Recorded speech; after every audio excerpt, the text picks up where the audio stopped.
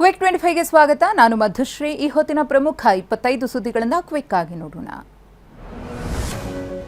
ರಾಮಲಿಂಗಾರೆಡ್ಡಿಯವರಿಗೆ ಕೊಟ್ಟಿರುವ ಖಾತೆಯನ್ನು ವಾಪಸ್ ಪಡೆಯುವ ಸಾಧ್ಯತೆ ಇದೆ. ಜಲಸಂಪನ್ಮೂಲ ಬದಲಾಗಿ ಬೇರೆ ಖಾತೆ ಹಂಚಿಕೆಗೆ ಚಿಂತನೆ ನಡೆಸಲಾಗುತ್ತಿದೆ. ಈಗಾಗಲೇ ಹೈಕಮಾಂಡ್ ಬಳಿ ಮುಖ್ಯಮಂತ್ರಿ ಡಿಕೆ ಶಿವಕುಮಾರ್ ಅವರು ಮಾತುಕತೆಯನ್ನು ನಡೆಸಿದ್ದಾರೆ. ಜಲಸಂಪನ್ಮೂಲ ಸಚಿವ ಸ್ಥಾನಕ್ಕೆ ರಾಜೀನಾಮೆ ನೀಡಿರುವ ರಾಮಲಿಂಗಾರೆಡ್ಡಿ ಓಲೈಕೆ ಯತ್ನ ಮುಂದುವರೆದಿದೆ.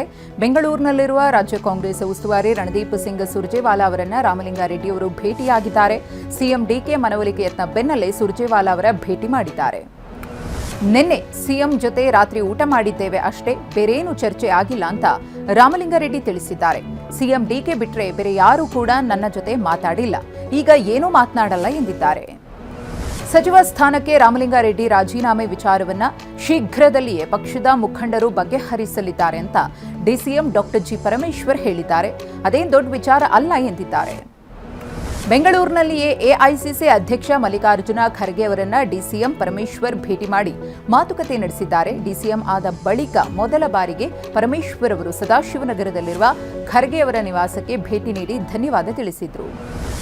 ರೋಣ ಶಾಸಕ ಜಿಎಸ್ ಪಾಟೀಲ್ ಅವರಿಗೆ ಸಚಿವ ಸ್ಥಾನವನ್ನು ನೀಡುವಂತೆ ಅಖಿಲ ಭಾರತ ವೀರಶೈವ ಲಿಂಗಾಯತ ಮಹಾಸಭಾ ಒತ್ತಾಯ ಮಾಡಿದೆ. ಸಚಿವ ಸ್ಥಾನ ನೀಡದೆ ರೋಣ ಕ್ಷೇತ್ರಕ್ಕೆ 40 ವರ್ಷದಿಂದ ಅನ್ಯಾಯವಾಗಿದೆ ಅಂತ ಮಹಾಸಭಾ ಆಕ್ರೋಶ ವ್ಯಕ್ತಪಡಿಸಿದೆ. ತುಮಕೂರಿನ ಅಜ್ಜಯ್ಯನ ಮಠಕ್ಕೆ ಇಂದು ಸಿಎಂ ಡಿಕೆ ಶಿವಕುಮಾರ್ ಭೇಟಿ ನೀಡಲಿದ್ದಾರೆ. ತಿಪ್ಪಟೂರಿನ ನೊಣವಿನಕೆರೆಯಲ್ಲಿರುವ ಕಾಡಸಿದ್ದೇಶ್ವರ ಮಠಕ್ಕೆ ತೆರಳಿ ವಿಶೇಷ ಪೂಜೆ ಸಲ್ಲಿಸಲಿದ್ದಾರೆ. ಮುಖ್ಯಮಂತ್ರಿಯಾದ ಬಳಿಕ ಇದೇ ಮೊದಲ ಬಾರಿಗೆ ಅಜ್ಜಯ್ಯನ ದೇವಸ್ಥಾನಕ್ಕೆ ತೆರಳಿ ದೇವರ ದರ್ಶನ ಪಡೆಯಲಿದ್ದಾರೆ. ರಾಜ್ಯಸಭೆ ಚುನಾವಣೆಗೆ ಟಿಕೆಟ್ ಪಡೆಯಲು ಮಾಜಿ ಸಂಸದೆ ಸುಮಲತಾ ಕಸರತ್ತು ನಡೆಸುತ್ತಿದ್ದಾರೆ. ರಾಜ್ಯಸಭೆ ಟಿಕೆಟ್ಗಾಗಿ ಬೆಂಬಲಿಗರ ಮೂಲಕ ಒತ್ತಾಯ ಮಾಡಿಸುತ್ತಿದ್ದಾರೆ. ವರಿಷ್ಠರ ಮಾತಿನಂತೆ ಲೋಕಸಭೆ ಕ್ಷೇತ್ರ ಬಿಟ್ಟುಕೊಟ್ಟರು. ಆ ಬಳಿಕ ಸುಮಲತಾ ಅವರನ್ನ ಪಕ್ಷ ಕಡೆಗಣಿಸಿದೆ. ರಾಜ್ಯಸಭೆಗೆ ಸುಮಲತಾ ಅವರನ್ನ ಆಯ್ಕೆ ಮಾಡುವಂತೆ ಬೆಂಬಲಿಗರು ಮನವಿ ಮಾಡಿದ್ದಾರೆ. ರಾಜ್ಯಕ್ಕೆ ಮುಂಗಾರು ಮಳೆ ಪ್ರವೇಶಿಸಿದೆ. ಕರಾವಳಿ ಮತ್ತು ಮಲೆನಾಡು ಭಾಗಗಳಲ್ಲಿ ಭಾರೀ ವರ್ಷಧಾರೆಯಾಗಲಿದೆ. ಜೂನ್ 11ರವರೆಗೆ ಭಾರೀ ಮಳೆಯಾಗಲಿದೆ ಅಂತ ಹವಾಮಾನ ಇಲಾಖೆ ಮುನ್ಸೂಚನೆ ನೀಡಿದೆ. ಮುಂಗಾರು ಪ್ರವೇಶದ ಹಿನ್ನೆಲೆಯಲ್ಲಿ ದಕ್ಷಿಣ ಕನ್ನಡ ಜಿಲ್ಲಾಡಳಿತ ಅಲರ್ಟ್ ಆಗಿದೆ. ಪ್ರಾಕೃತಿಕ ವಿಕೋಪ ತಡೆಯಲು ಸಜ್ಜಾಗಿದೆ. ದಿನದ 24 ತಾಸುಗಳ ಕಂಟ್ರೋಲ್ ರೂಮ್ ಓಪನ್ ಇರುತ್ತೆ. 115 ಕಾಳಜಿ ಕೇಂದ್ರ ಗುರುತು ಮಾಡಲಾಗಿದೆ. ಬೆಳಗಾವಿ ಜಿಲ್ಲೆಯ ಅಥಣಿ ಪಟ್ಟಣದಲ್ಲಿ ಮಳೆ ಸಂಬಂಧಿತ ಅವಘಡವೊಂದು ಸಂಭವಿಸಿದೆ. ಶಿಥಿಲಗೊಂಡಿದ್ದ ಕಟ್ಟಡ ದಿಢೀರ್ ಕುಸಿದು ಬಿದ್ದಿದೆ. ಅದೃಷ್ಟವಶಾತ್ 15 ಮಂದಿ ಪ್ರಾಣಾಪಾಯದಿಂದ ಪಾರಾಗಿದ್ದಾರೆ. ಕುಸಿಯುವ ಮುನ್ನ ಈ ಕಟ್ಟಡದಲ್ಲಿ ಯುವಕರು ಹುಟ್ಟುಹಬ್ಬವನ್ನು ಆಚರಣೆ ಮಾಡಿದ್ರು. ವಚನಾನಂದ ಸ್ವಾಮೀಜಿ ಪೋಕ್ಸೋ ಪ್ರಕರಣ ಇಂದು ಕೋರ್ಟ್ನಲ್ಲಿ ವಿಚಾರಣೆಗೆ ಬರಲಿದೆ.